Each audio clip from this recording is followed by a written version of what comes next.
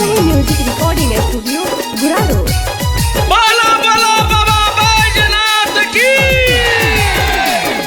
दीना ध्यानमा गोरा के सजनमा फेरू ना नजरिया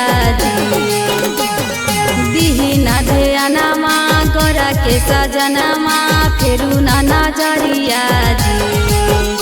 आज सुनार दुल्हा पावे खातिर हम मंदिरिया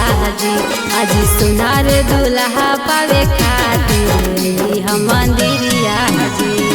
हर साल कहियो सैया खातिर 16 सोमरिया हर साल कहियो सैया खातिर 16 सोमरिया आज सुनार दुल्हा पावे खातिर हम मंदिरिया आज सुनार दुल्हा पावे खातिर हम मंदिरिया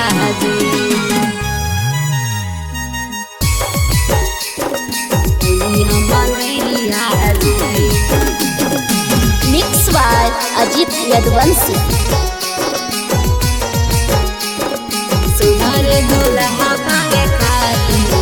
हम मंदिरिया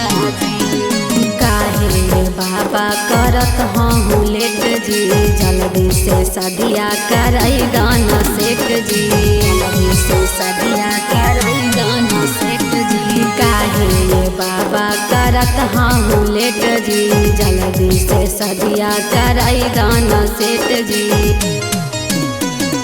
गौरा के पिया छाछा नहीं मोरा जिया बुझी मजबूरी जी गौरा के पिया छाछा नहीं मोरा जिया बुझी मजबूरी जी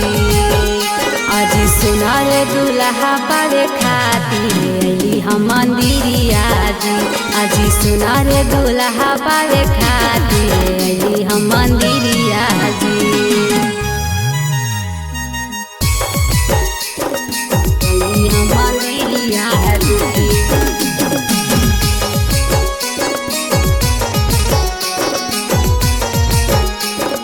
सुनार दुल्हा पावे खातिर हम मंदिरिया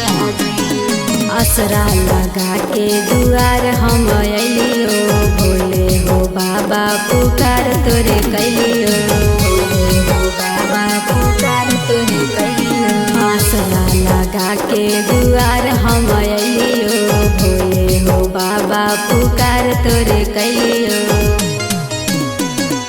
आजित के जैसन दिहा दुल्हावा अनूना नदिया आजित के जैसन दिहा दुल्हावा अनूना नदिया आज सुनार दुल्हा पावे खातिर हम मंदिरिया आज सुनार दुल्हा पावे खातिर हम मंदिरिया